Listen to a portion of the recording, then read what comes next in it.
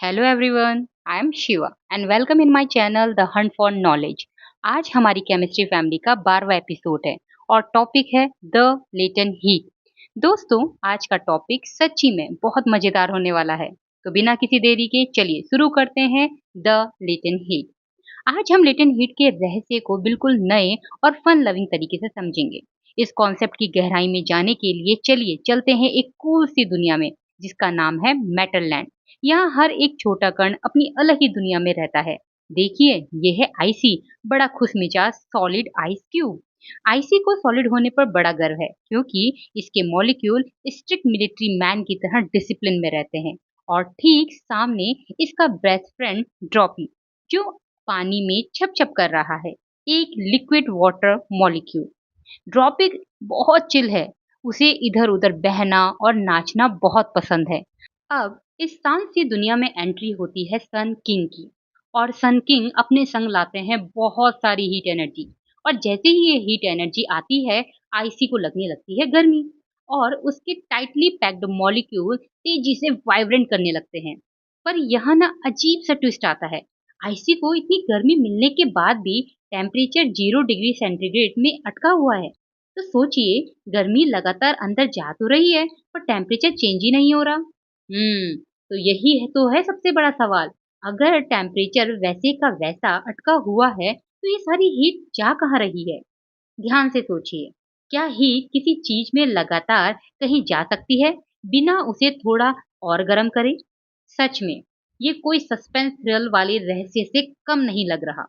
तो चलिए इस रहस्य को सुलझाते हैं प्रोफेसर थर्मो के साथ। वो बताते हैं कि यहाँ हीट के साथ एक हिडन मिशन चल रहा है। ये हीट टेम्परेचर को बढ़ाने का काम नहीं कर रही, लेकिन मजबूत बंधन को तोड़ने में पूरी ताकत लगा रही है, जिसने आईसी मतलब सॉलिड के मॉलिक्यूल को कस के पकड़ा हुआ था। जैसे जैसे ये हिडन हीट अंदर जाती है, बॉन्ड ढीले पड़ते हैं और मॉलिक्यूल एक एक करके आजाद होकर घूमने लगते हैं। इसी को विज्ञान की दुनिया में लेटेंट हीट ऑफ फ्यूजन कहा जाता है। असल में ये छुपी हुई वो हीट एनर्जी है जो सॉलिड को लिक्विड में बदलने का काम करती है, बिना टेम्परेचर को बदले।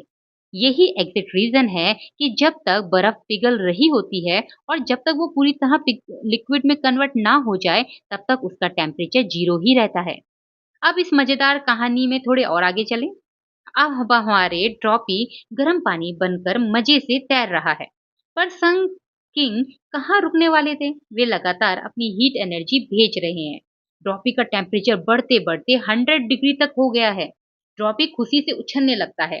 पर दोस्तों, फिर से वही होने लगता है। टेम्परेचर 100 डिग्री में रुक जाता है। टेम्परेचर मीटर की सुई 100 डिग्री सेंटीग्रेड तक आकर रुक जाती है। फिर से प्रोफेसर थर्मो इस रहस्य से भी पर्दा उठाते हैं। वो समझाते हैं कि अब फिर से हिडन मिशन शुरू हो गया है। पानी के मॉलिक्यूल फिर से वेपर बनकर उड़ना चाहते हैं, लेकिन लिक्विड से निकलने के लिए उनके मॉलिक्यूल को एक दूसरे से बिल्कुल आजाद होना पड़ेगा। इसके लिए उन्हें चाहिए एक्स्ट्रा छिपी हुई एनर्जी। इसी को लेटेंट हीट ऑफ वेपराइजेशन कहते हैं। लेटेंट हीट ऑफ वेपराइजेशन को ही वो हीट है जो बिना टेम्परेचर बढ़ाए हुए लिक्विड को वेपर में कन्वर्ट कर देती है। तो इस सब से एक बड़ा सबक मिलता है। प्रोफेसर थर्मो बड़े ही क्लियर तरीके से समझाते हैं कि जो शब्द लेटेंट, इसका मतलब है छुपा हुआ। ये उस खास हीट को बताता है जो टेम्परेचर को बढ़ाने और घटाने के बजाय मैटर की स्टेट बदल देती है। अगर हीट देने पर भी टेम्परेचर ना बढ़े, तो समझ लीजिए अंदर ही अंदर स्टेट चेंज होने का काम चल रहा है।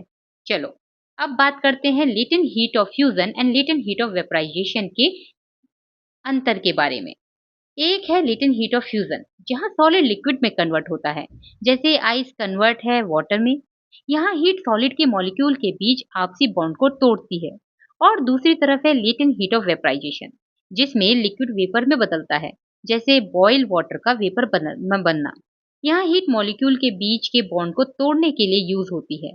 दोनों में एक चीज कॉमन है, change of state, but temperature remain same. तो अब आप समझ गए होंगे कि latent heat of fusion and latent heat of vaporisation में क्या अंतर है।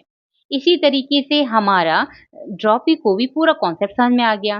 ड्रॉपी खुशी से झूमता है क्योंकि उसे पता चल गया है कि हीट का काम टेम्परेचर बढ़ाने का नहीं होता, लेकिन कभी कभी स्टेट को चेंज करने का भी होता है।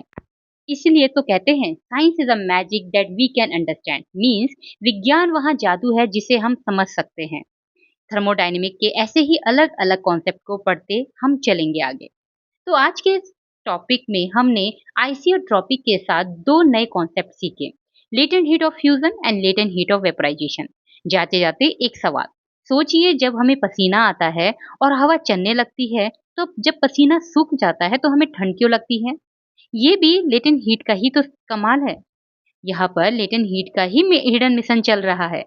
तो हाँ, चलिए ऐसे ही एक्सप्लेनेशन के लिए द हंट फॉर नॉलेज को सब्सक्राइब करें। And thank you for watching this topic and for more update stay tuned.